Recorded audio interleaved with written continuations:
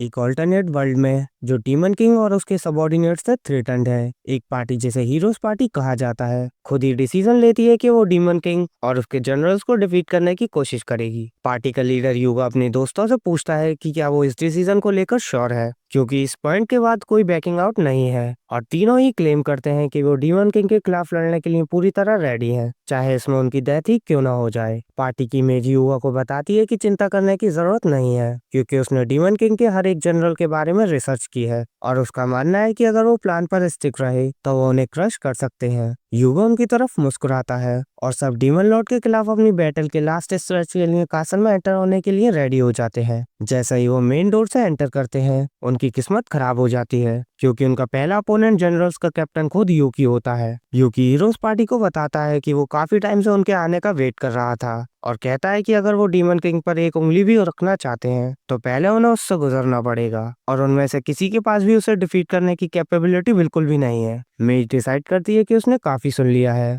और रूडली उसके फेस पर एक फायरवॉल मारकर उसे बीच में ही कट ऑफ कर देती है। यूकी फायरवॉल को ऐसा हटा देता है जैसे वो मक्खी हो और उन्हें कहता है कि उसे पता था हीरोज पार्टी वीक है, लेकिन उसे ये नहीं पता था कि वो इतनी वीक है कि उनकी फायरवॉल मैजिक को सबसे बेसिक डिफेंसिव स्पेल से ही ब्लॉक किया जा सकता है। पार्टी का टैंक तुरंत आगे जंप करता है डीमन को कट डाउन करने के लिए, लेकिन कोई फायदा नहीं होता क्योंकि यूकी उसके सारे ब्लोज डॉज कर लेता है और फिर एक किक उसके बॉडी पर मारकर उसे उड़ा देता है। तुरंत ही पार्टी की सपोर्टर प्रीस्टेस सीलिया अपनी मैजिक से युवा को रीइंफोर्स करती है, जो अपनी लेजेंडरी स्वॉर्ड एक्सकालिबर से अपना स्ट्रॉन्गेस्ट अटैक यूज करने के लिए रेडी हो जाता है। लेकिन यूकी अपनी जगह से 1 इंच भी नहीं हिलता और अपना खुद का अटैक यूज करता है, जो हीरोज की मैजिकल पावर से क्लैश होता है। आखिरकार उन्हें ओवर पावर कर देता है और डार्क एनर्जी की एक वेव से सबको नॉकआउट कर देता है। जब वो ये डिसाइड करने के लिए उन्हें चेक कर रहा होता है कि उनके साथ क्या किया जाए, तब वो पीछे पड़ी सीलिया को नोटिस करता है और तुरंत रियलाइज करता है कि वो बिल्कुल उसके टाइप की है। उसके थॉट्स उसके जनरल की आवाजों से ब्रेक हो जाते हैं, जो पूछते हैं कि क्या वो पार्टी को फिनिश कर दें ताकि वो कभी भी प्रॉब्लम ना बने।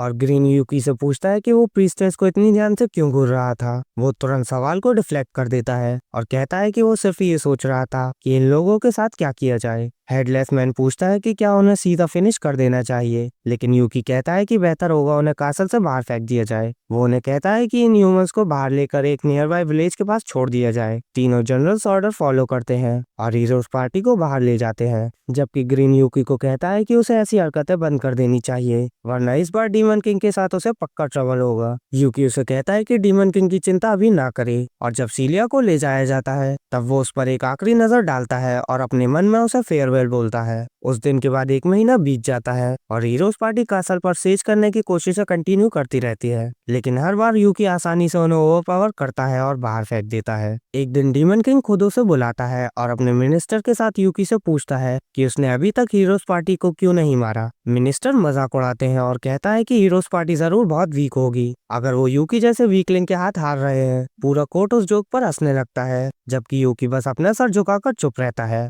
डीमन किंग दोबारा बोलता है, जिससे कोर्ट में फिर से साइलेंस हो जाती है। वो यूकी से कहता है कि अगर अगली बार हीरोज पार्टी इस कासल से जिंदा निकल गई तो फिर उनसे डील करने का काम वो अपने सबऑर्डिनेट्स को दे देगा। यूकी तुरंत अपने सबऑर्डिनेट्स के बारे में सोचता है और डिसाइड करता है कि वो ऐसा होने नहीं दे सकता और डीमन किंग से प्रॉमिस करता है अगली बार जब हीरोज पार्टी कासल में एंटर करेगी तो वो अगले दिन की रोशनी नहीं देखेगी। अपने क्वार्टर में वापस जाकर वो बेड पर लेटता है और सोचता है कि अगली बार हीरोज पार्टी कासल में आए तो उनसे हमेशा के लिए कैसे डील करना है, क्योंकि वो अपने जूनियर्स को उनसे लड़ने नहीं दे सकता, उनका कोई चांस ही नहीं है। वो सोचता है कि हीरोज पार्टी इतनी स्ट्रांग है कि वो डीमन किंग को भी इजीली डिफीट कर सकती है, लेकिन वो उन्हें सिर्फ इसलिए रोक पाता है क्योंकि उसके पास ओवरपावर्ड स्किल्स हैं और वो सबको मिलाकर भी उनसे ज्यादा स्ट्रांग है। कुछ हफ्तों बाद आखिरकार हीरोज पार्टी फिर से कासल में एंटर करती है। इस बार यूकी डिसाइड करता है कि वो उन्हें एक ही बार में हमेशा के लिए फिनिश कर देगा। वो पार्टी के लीडर से कहता है कि उसे अपनी गलतियों से सीखना चाहिए और बिना किसी रीजन के हर कुछ हफ्तों में उसे अनॉय करना बंद करना चाहिए, सिर्फ पिटने के लिए आने के बजाय। यूको तुरंत आगे जंप करता है रेड एयर टैंक रेवन के साथ और दोनों मिलकर यूकी को 2 अलग डायरेक्शन से डबल अटैक के लिए सराउंड कर लेते हैं, लेकिन यूकी उनके लिए बहुत फास्ट होता है। वो पहले ही एंटीसिपेट करके ब्लॉक कर देता है और फिर अपनी पर्पल मैजिक डार्ट से काउंटर बैक करता है, जिससे दोनों लड़के पीछे हट जाते हैं। लड़कों को लगा यूकी अब डन है, लेकिन उनके सरप्राइज के लिए यूकी उन्हें एडजस्ट होने का टाइम भी नहीं देता और एक दूसरी मैजिक ब्लास्ट फायर करता है जो सीधा लगती है और उन्हें वॉल में जा फटकती है। सिलिया तुरंत दोनों की तरफ उन्हें हील करने के लिए भागती है, जबकि मिका पीछे रह जाती है यूकी को रोकने के लिए और सिलिया को टाइम देती है युगा और रेवन को हील करने का। मिका तुरंत अपना R15 फायर करती है, जिससे यूकी ब्लॉक कर लेता है, लेकिन इसके साथ ही वो एक कर्वी फायर ब्लास्ट बॉल भी फेंक देती है, जिसमें डिलेड एक्सप्लोजन होता है जो यूकी को सरप्राइज कर देता है और सीधा उसके फेस पर फट जाता है। लेकिन इसका ज्यादा फर्क नहीं पड़ता, क्योंकि उसके ओवरपावर्ड स्टेट्स की वजह से उसे बिल्कुल भी इफेक्ट नहीं होता। मिका सोचती है कि सिर्फ एक जनरल इतना ज्यादा स्ट्रॉन्ग कैसे हो सकता है, लेकिन उसका ट्रिक काम कर गया, क्योंकि इसने सिलिया को इतना टाइम दे दिया कि वो बाकी दोनों को हील कर सके,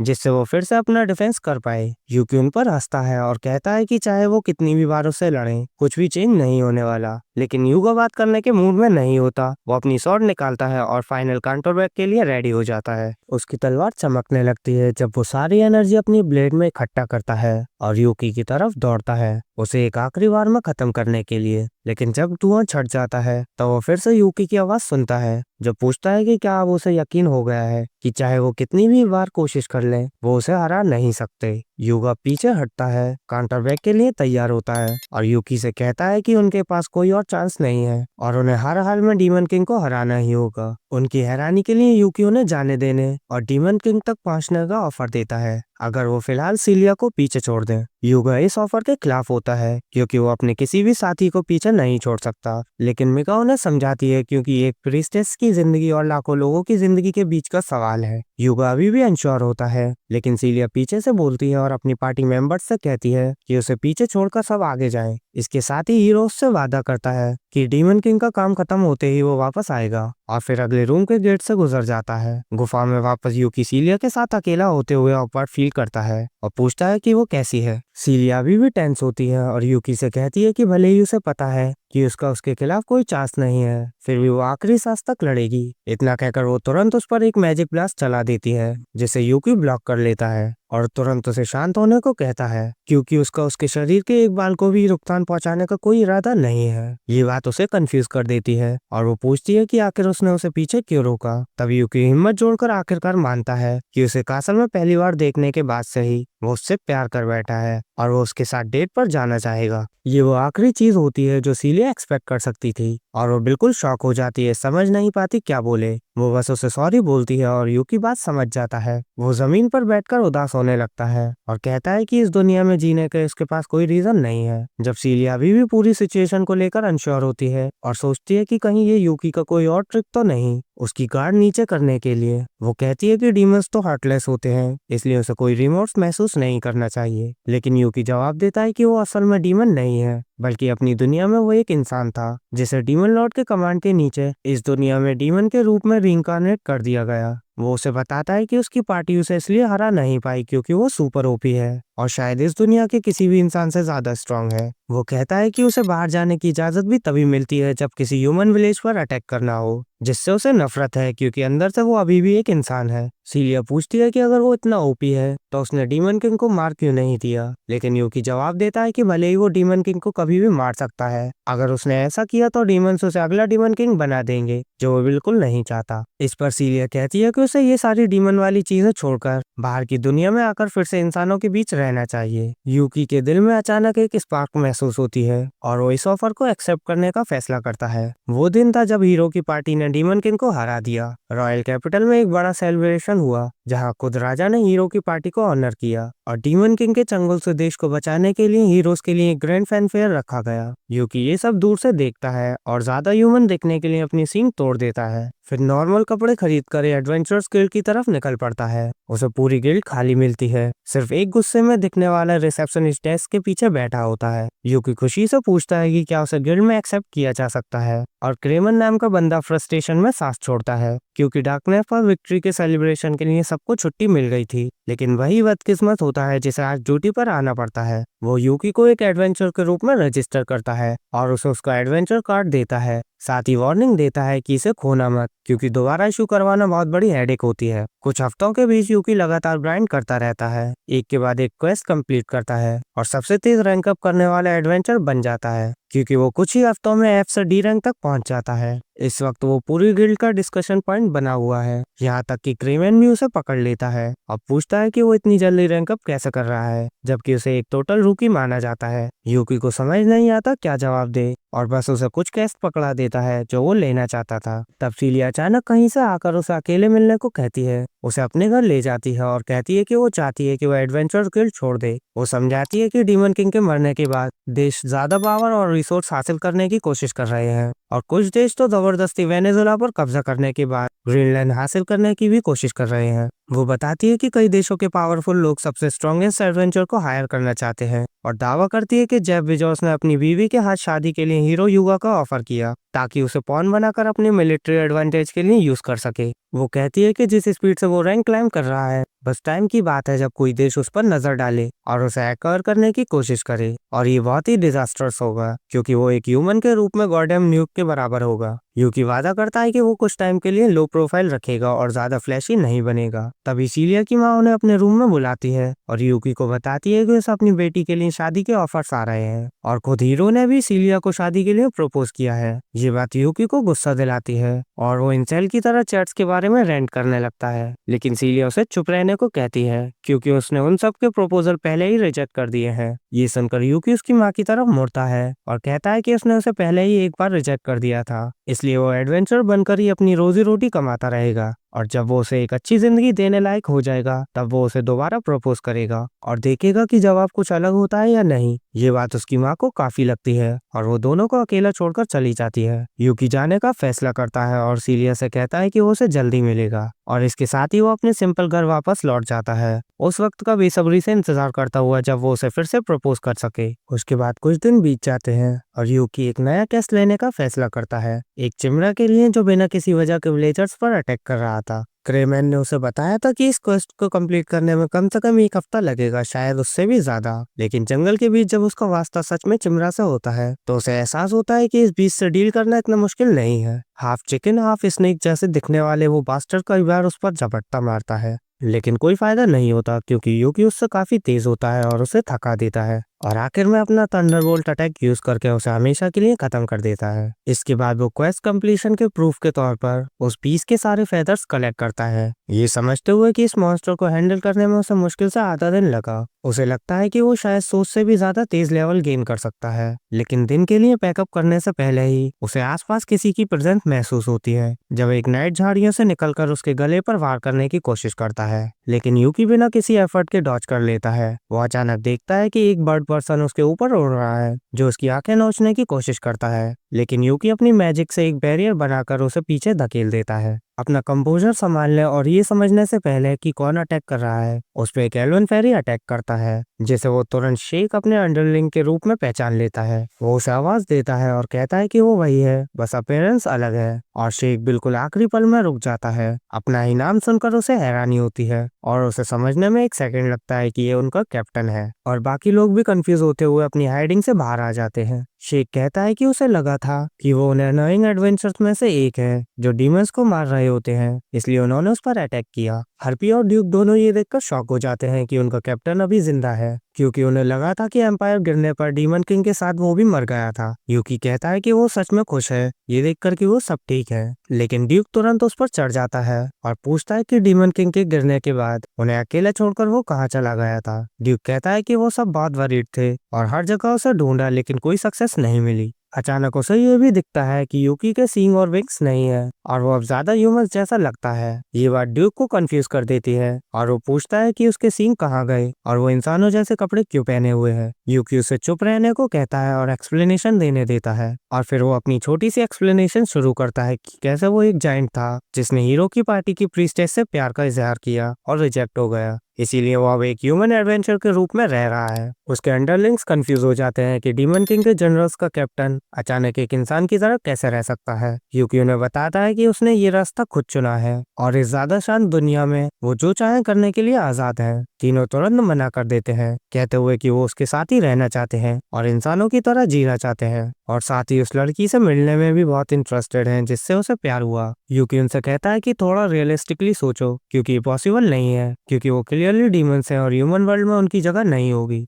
फिर भी तीनों इस बात पर एग्री करते हैं कि अगर उनका कैप्टन खुद को ह्यूमन जैसा बना सकता है तो वो भी कर सकते हैं। ये सुनकर यूकी उन्हें अपने साथ रखने के लिए एग्री करता है और उन्हें सीलिया से मिलवाने के लिए ले जाता है, जो ये जानकर शॉक हो जाती है कि यूकी ने हार्पी के विंग्स खींचकर निकाल दिए और उसे डांटती है कि बिना 2 बार सोचे ऐसा कैसा कर दिया, क्योंकि चाहे वो उन्हें ज्यादा ह्यूमन दिखाना चाहता हो, हार्पी के विंग्स निकालना बहुत दर्दनाक होता है। हार्पी सीलिया को हक करती है और धीरे से कहती है कि वो अच्छी है और ड्यूक और शेक भी इम्प्रेस होकर उसके लिए क्लैप करते हैं। इसके बाद वो सब चाय पीने के लिए उसकी मेंशन के अंदर जाते हैं और सीलिया ड्यूक से पूछती है कि क्या ये सच है कि वो सब यूकी के सबऑर्डिनेट्स थे, ये कहते हुए कि वो डीमंस जैसे नहीं दिखते। ड्यूक कहता है कि वो असल में एक हेडलेस नाइट है, हार्पी एक हार्पी है और शेक एक पिक्सी है, जो सब प्योर डीमंस होने के बजाय ह्यूमनॉइड्स क्रीचर है। यूकी इस बात से सरप्राइज होता है कि ड्यूक इतना ज्यादा बोल रहा है, क्योंकि वो पहले कभी ज्यादा बात नहीं करता था। ड्यूक जवाब देता है कि वो ज्यादा बात नहीं करता था क्योंकि कैप्टन खुद ऐसा था। जब यूकी पहली बार उनके पास उनके कैप्टन बनकर आया था, ड्यूक उससे बहुत नफरत करता था। इस दुनिया में आने के बाद से यूकी एक कंप्लीट शट इन था, जो अपने सबऑर्डिनेट से भी बात नहीं करता था और अपने डायरेक्ट सुपीरियर जेड के ऑर्डर्स तक इग्नोर और डिसरिस्पेक्ट करता था, जो कहता था कि यूकी से डील करना टाइम की पूरी बर्बादी है। ये सुनकर ड्यूक ने डिसाइड किया कि वो खुद इस अनोइंग नए कैप्टन से डील करेगा और उसे जबरदस्ती सिखाएगा कि यहाँ चीजें कैसे चलती हैं। लेकिन यूकी ड्यूक के लिए बहुत ज्यादा निकला और ड्यूक को अपने कैप्टन से बुरी तरह पिटना पड़ा, जिससे उसे यूकी की ताकत के लिए नया रेस्पेक्ट मिल गया। सीलिया कहती है कि लगता है वो अब अपने कैप्टन की काफी केयर करते हैं और ड्यूक मानता है कि तीनों कैप्टन की केयर करने लगे और कैप्टन भी उनकी। तभी यूकी रियलाइज करता है कि उसे हार्पी और शेक की खेलने की आवाज नहीं आ रही और उन्हें ढूंढने लगता है, ये समझते हुए कि अगर ये बात फैल गई कि सीलिया डीमंस को छुपाकर रख रही है तो कितनी बड़ी प्रॉब्लम हो सकती है। जल्दी ही उन्हें शेक सीलिया की माँ की गोद में सोता हुआ मिलता है, जो कहती है कि वो गार्डन में दौड़ रहा था लेकिन थककर सो गया। यूकी तुरंत उनसे माफी मांगता है, कहता है कि शेक उसका दोस्त है और उसे ज्यादा समझ नहीं है, लेकिन सीलिया की माँ उसे ज्यादा चिंता न करने को कहती है क्योंकि उसे बच्चे पसंद है। फिर यूकी पूछता है कि क्या उन्होंने उस लड़की को देखा जो उसके साथ खेल रही थी, और सीलिया की माँ बताती है कि उनकी मेड सोफिया उसे अभी मेंशन के अंदर ले गई है। सब तुरंत मेंशन की तरफ दौड़ते हैं, ये सोचकर कि अगर हार्पी डर गई तो क्या करेगी, लेकिन वो उसे सोफिया के पहनाए मेड यूनिफॉर्म में बिल्कुल शांत और डिसिप्लिन देखते हैं। सोफिया तुरंत उस मेड को सीलिया और बाकी लोगों से हार्पी नाम के न्यू रिक्रूट के रूप में इंट्रोड्यूस करती है, लेकिन सीलिया बताती है कि वो असल में यूकी की दोस्त है। सोफिया माफी मांगती है और कहती है कि आज एक नई मेड ज्वाइन करने वाली थी, जिस वजह से वो कंफ्यूज हो गई। यूकी हार्पी को आगे जाकर कपड़े चेंज करने को कहता है, लेकिन हार्पी उसे बताती है कि वो काम करना चाहती है और सोफिया से पूछती है कि क्या वो यहाँ काम कर सकती है। सोफिया मुस्कुराती है और कहती है कि वो उसे जल्दी सर्वेंट के क्वार्टर्स दिखा देगी। शाम होने तक हार्पी के अलावा यूकी और उसके दोस्त वापस जाने के लिए तैयार हो जाते हैं और शेक आलसी अंदाज में अपनी आंखें मलता है और बोलता है कि हार्पी कितनी लकी है जो इस बड़े मेंशन में रह सकती है। सीलिया उनसे कहती है कि वो जब चाहे मिलने आ सकते हैं और उसकी माँ यूकी को अलग ले जाकर बताती है कि सीलिया पिछले कुछ समय से काफी काम में बिजी है और उसे रेस्ट का टाइम नहीं मिला, इसलिए वो इंश्योर करेगी कि सीलिया कल छुट्टी ले और यूकी उसे डेट पर ले जाए। अगले दिन सुबह यूकी सिटी स्क्वायर के बाहर सीलिया के आने का बेसब्री से इंतजार करता है और वो आ जाती है एक खूबसूरत वैगन में जो 2 ग्रिफिन्स खींच रहे होते हैं। वो जल्दी से वैगन से नीचे उतरती है, लेकिन उसने अपनी अपीयरेंस पूरी तरह बदल ली होती है, एक कमनर जैसे कपड़े पहनकर और मोटे चश्मे लगाकर। यूकी उसकी खूबसूरती से मेस्मराइज हो जाता है और उसका हाथ पकड़ लेता है और फिर दोनों शहर में घूमने लगते हैं। सीलिया आसपास की हर छोटी चीज में इंटरेस्ट लेती हुई दिखती है और एक केक शॉप पर रुक जाती है। यूकी से रिक्वेस्ट करती है कि बाद में यहीं चाय पीने आए। वो कई और जगहों पर जाते हैं, बिल्ली के साथ खेलते हैं, नए कपड़े ट्राई करते हैं और यूकी आखिरकार उसे एक गिफ्ट शॉप में ले जाने वाला होता है ताकि उसे दिन याद रखने के लिए एक छोटा सा प्यारा गिफ्ट दे सके।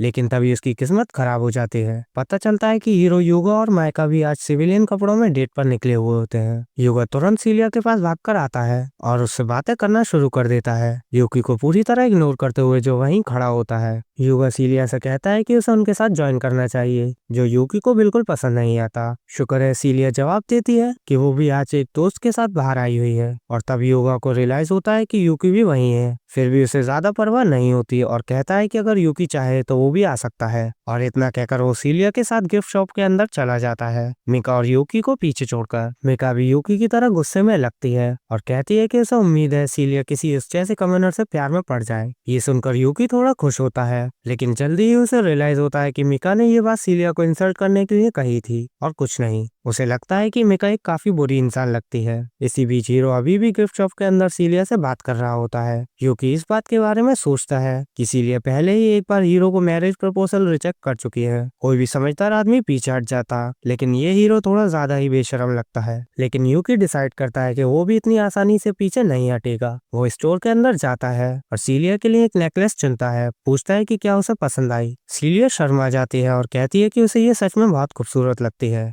तभी युगा बीच में कूद पड़ता है एक बड़ी एमरल्ड टियारा के साथ। घमंड से कहता है कि पूरे स्टोर की सबसे महंगी चीज है और सीलिया की टोपी उतारकर उसे पहना देता है। सीलिया के चश्मे जमीन पर गिर जाते हैं और भीड़ तुरंत उसे प्रीस्टेस सीलिया के रूप में पहचान लेती है और बाकियों को मकाना और युगा समझ लेती है। भीड़ पूरी तरह उन्हें घेर लेती है, जबकि यूकी पीछे रह जाता है क्योंकि वो असल में कोई खास नहीं है। वो सीलिया को ढूंढने के लिए भीड़ के पीछे भागता है, लेकिन उसकी टक्कर लंबे स्वॉर्डमैन रेवन से हो जाती है, जो खुद भी लड़कियों से घिरा होता है। वो बेचारे की मदद करने का फैसला करता है और लड़कियों का ध्यान भटकाकर उसके हाथ पकड़कर उसे एक गली में ले जाता है। वो जल्दी जाने का सोचता है, लेकिन रेवन उसे रोक लेता है, क्योंकि रेवन की आवाज कितनी लड़कियों जैसी है। इस बात से सरप्राइज होता है, लेकिन उसके पास इस सब का टाइम नहीं होता। रेवन लेकिन पूछता है कि क्या यूकी उसका दोस्त बनना चाहेगा, क्योंकि बाकी सब उसकी आवाज का मजाक उड़ाते हैं। यूकी एग्री कर लेता है और फिर दोबारा सीलिया की तलाश में लग जाता है। उसे जल्दी ही सीलिया मिल जाती है डिस्गाइज में एक छोटे लड़के के पास, जो भीड़ में अपनी माँ को खो चुका होता है। यूकी मदद करने का फैसला करता है और दोनों मिलकर लड़की की माँ को ढूंढने लगते हैं। यूकी सीलिया से कहता है कि उसे घर जाना चाहिए, लेकिन वो मना कर देती है और तलाश जारी रहती है। अगले दिन सुबह जब यूकी सीलिया से मिलने जाता है, उसकी माँ उसका स्वागत करती है और बताती है कि कल पब्लिक के हंगामे से थककर सीलिया सुबह कोलैप्स हो गई थी। वो इसकी देखभाल न कर पाने के लिए माफी मांगता है, लेकिन उसकी माँ कहती है कि चिंता मत करो, क्योंकि ये सब क्लियरली हीरो की गलती थी। इसके अलावा वो उनके घर में जबरदस्ती घुस गया और सीलिया की देखभाल करने पर जिद करने लगा, लेकिन सोफिया ने उसे बाहर निकाल दिया। उसके सरप्राइज के लिए उसकी माँ उसे सीलिया से मिलने की परमिशन दे देती है और वो उसके रूम में जाकर उसे बेड पर लेटा हुआ पाता है। वहाँ वो कल के दिन के बारे में बात करते हैं कि वो कितना क्रेजी था, और फिर सीलिया उसे कहती है कि जब उसे अगला फ्री डे मिले तब उसे फिर से बाहर ले जाए। ये यूकी को सुपर एक्साइटेड कर देता है और वो हरकतें करने लगता है, जिससे सीलिया हंसने लगती है। फिर उसे खांसी हो जाती है और सोफिया गुस्से में यूकी को बाहर निकाल देती है। घर वापस जाते वक्त उसकी मुलाकात रेवन से होती है, जो से एडवाइस मांगता है। वो कहता है कि एक लड़की है जो उसे पसंद है और हमेशा उसके साथ अच्छी रही है, लेकिन उसे नहीं बता कि अपनी आवाज के साथ उसे कैसे बताए कि वो उससे प्यार करता है।